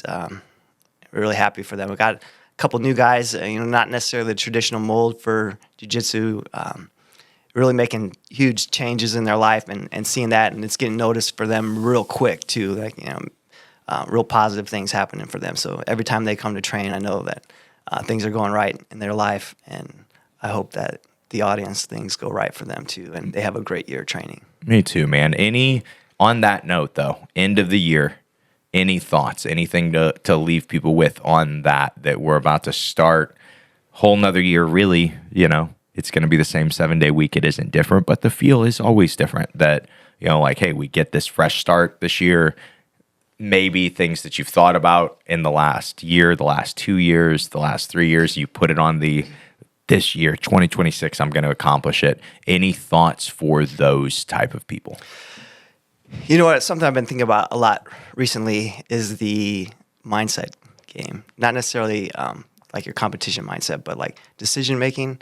And I think that's something that people can really make improvements on, because you don't have to be physical for that. Making better choices, not just better choices like, oh, I'm going to have the healthier food, but better choices on the mat as far as making things logical for your game, your movement. And I think there's a lot of improvements to be made there too. So something I'm going to be really focusing on this year. Do you have any goals this year? Besides, of course, going to the Ice Jiu-Jitsu show experience, that's gonna running, be the highlight. running, And it's grapple for good. Easy. It's coming up quick, so it'll be an easy one to get good at. That's great, and the price is right too. So you go to like a big name seminar, they're getting close to $200, and it's just for 2 hours, and you have no idea what they're going to show and if it's going to work for you or not. Where you're going to get 9 guys, and coming from what the quick 10-minute, 15-minute glimpse we got this last summer, be prepared to be blown away, because these guys are really masters at their game, and they've got it broken down. So yeah, that's gonna be great. You're right, dude. And that is, those for me are like, obviously those are goals in Q1, but those have just been things that I've thought a lot about. You and I have talked about. I think the last time you were on the show a year ago, we talked about the I Suck at Jiu-Jitsu show experience. I got messages from people saying, hey, if you guys do that, I'm in, I'm going. And so I love it. For Mission 111, we had our out-of-town friends coming in from Michigan. We did. One from Old California. bastard BJJ showed up. Yeah, he gotta brought his love crew. him. Then we had one of our friends coming in from California, passing through, came in for the seminar in the morning. And so that really cool too. To me was like, that was crazy to show up for a normal Saturday. I mean, not a normal Saturday, it's obviously a special training, but we showed up, and you literally have people that drove across the country to be there, and just to donate to Mission 111, and they got really good jiu-jitsu out of it. Everybody that left was like, this was such a fun experience. I want to do next year. If you guys do anything like this again, let us know. And that's like, I heard that from everybody. And so to me, that's kind of where I'm, where the mindset was like, oh yeah, we got to do this more. That's just, I think jiu-jitsu's changing, it's like, we can't have a school on every corner and it be the exact same experience. And to me, I think, and this is, I think, longer down the road, but I think the experience of show up, warm up, 3 moves, do live rounds, I think that will fade out, because I don't believe that that's actually what people purchase. I don't think that that's actually what people care about. I think that people really care about being in that environment with the right community, working hard and having fun. And they just want to feel like they can bring some value to that community. And if that can be accomplished, if they can go, whether that means they just get their blue belt and they go, I now feel like I am a contributor to this. I feel like I have done something in this. That, to me, is what people care about in the jiu-jitsu space. And the more as school owners that we can take a step back and go, well, if it's about community, maybe it isn't necessarily just about jiu-jitsu. And so we can figure out ways to keep people in the hollowed walls at the gym and obviously provide great service, but to keep people in the hollowed walls at the gym, whether that means we bring in people that have no intention of ever training at our gym again, just for a weekend, where we bring in everybody and the community extends and you get to be part of that. And then you go like, really, if you were able, obviously this isn't where my mind is at all, but with that thought process, if you had a jiu-jitsu space like that, you could do, with the right coaches coming to it, you could do 12 a year and make more than most jiu-jitsu school owners are ever going to make running their school. And you see that and you go, well, there are other avenues for jiu-jitsu. There are other avenues to train jiu-jitsu, and it's just so weird. Last week, me and Richie were talking about the jiu-jitsu space and how with competitions, it's like they're always looking for, we're going to bring outsiders to spectate, like people that don't do jiu-jitsu to spectate. Who is making content for the guys that do jiu-jitsu? There are a lot of us now. And so the idea that it's got to be the same thing, we just got to be figuring out to get new guys into the gym like it used to be. And then we have to convince those guys that jiu-jitsu works like we used to have to. Now people show up and they're like, jiu-jitsu works. People show up from different gyms because they just want to experience going to a gym. And that to me, or a different school or a different coach. And that to me is where jiu-jitsu is going, is that it is going to continue to spread out and be all kinds of different things that still will on their side be jiu-jitsu gyms. But I think that as they start to break up the thing that is going to be true, or that is going to help gyms be successful, it won't be true for everyone. But no matter what version of jiu-jitsu that they do, is if they can make people feel like they're part of a community and they can make them feel like they actually provide value to that community, that people in that community want them to be part of that community. And I think that there are a lot more ways to accomplish that than with a typical jiu-jitsu class. And I think the more that we can think outside the box as coaches and say, well, how do we accomplish that community thing and go all in on that community thing? Because like we said, we are all in on the jiu-jitsu thing. And so it's like, how do we figure out a way to, that's really for us, like why we're adding a women's program, is it's not because we want more women in our standard classes. It's because we want to provide a service for people's wives and girlfriends that would never come to the big classes, like never come to the main classes. And they go, well, I could have my own relationship with jiu-jitsu. And it doesn't have to be your version or your relationship with jiu-jitsu. And it doesn't have to be just the female version of a male class. It doesn't have to be that. It can literally be whatever we want it to be. It can be a new thing. And that to me is, I think, where jiu-jitsu is shifting right now, is jiu-jitsu businesses especially, is because the market is getting flooded with them. And it's going to be about, how do you cut through the noise? How do you differentiate? How are you better than the competition? And to me, the jiu-jitsu space is more about, like, it's not about selling a ton of people. It's about selling the right people and keeping them for a really, really long time. And the way to do that is through community. And so, yeah, that I think is the one on the note of New Year. That's like that's my thought, is what can we do as Head Nod to up the community factor? And that's why I was in on the I Suck at Jiu-Jitsu show experience. And that's why we were talking about with the Allen Bros doing live streams. We're going to start to do some like live stream seminars. And the thought behind it is people can interact. They can actually be part of the community, even if they're in a different place. And it's not, what did Josh and Rob talk about yesterday that came out today? It's like, what are Josh and Rob talking about right now? I have a question. And I think that is, I think there's just a huge change in where we're going, obviously with everything, with how businesses are being run, with how technology is going. And to me, the jiu-jitsu side of that is going to be, what can you do to differentiate yourself, and what can you do to keep people for an incredibly long time? And that will be the only way to really have successful long-term jiu-jitsu schools. And Yeah, I got two things to say with that, Josh. For the beginners out there, don't think like, oh, I'm not as important. We had some new guys coming in, training first time last week, and the energy, excitement, nervousness, I was pumped. And I've been out there for almost 20 years to see them like day one, like getting after it. So you're just as important, if not more important, than everybody else, because you're bringing in that new excitement and that new energy. And then community too is also super important. I think I'm not sure if that's something that's just evolved. So coming up through Purple Belt, I attended 99+% only day class. So it was people just on their lunch break. I knew like they had kids and wives and stuff like that, but I never met them. Where now, with the community factor, I know everybody's wife and their kids, and you're giving really animal cool. crackers I'm to giving people's animal kids, yeah.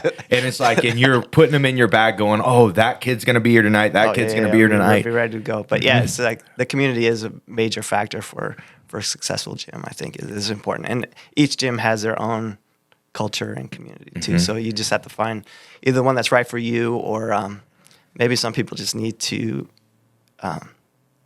get accustomed to the culture that's being endorsed at their gym too. Yeah. I agree with you, man. I think that it's so, but like we were talking about in the beginning, it's just so easy to get tribal and everything to be us against them, which is fun, like it's not like we don't all do that in everything, but the real value in wanting to do something, hate is not a great long-term motivator. Anger is not a great long-term motivator. They're great for a period of time, but love, enjoyment, peace, those things, wanting those things, desiring those things, you can, because when you don't, as soon as you're without them, you notice it. They can be long-term motivators because one, you can aim for it, and two, you can also say, well, I have to keep this. I have to keep this peace. I have to keep this enjoyment. I have to keep this community. And so, yeah, with the us against them mentality, it's a great way to get people to accomplish great things. And you've seen it, but it just doesn't seem to last forever because us against them always seems to turn into us against each other. And because if they're not good enough, are you really good enough? Are you really it just, that is the I think that's the big downfall of that mentality versus the mentality of like, hey, it's us in this room trying to get better. And maybe there are other people in other rooms doing other stuff, but I don't see how that affects us in any way, And that's something too, you promoting that is amazing for jiu-jitsu. Like when we have a visitor come in, it's like, hey, this is what we taught tonight, but like, what do you guys do? Like share with us. Like they may drop that one thing that makes a huge difference for you. So like having the open mindset is really where it's at. Yeah, I totally agree. Rob, anything you want to say to finish? That's it, Josh. Thanks for having me on. Maybe we'll come back next year. Yeah, I guess I'll bring more snacks. We'll get you. We'll see what one of the holidays falls on a Thursday next year, and then we'll just celebrate that one. Perfect. Probably won't be Christmas. We'll probably end up celebrating Kwanzaa or something like. I don't have any Kwanzaa decorations, but you got time. Yeah, we'll figure it out. We'll get it figured out. All right. Thanks, Josh. Good hanging out with you, buddy. Thank you, Allen Brothers.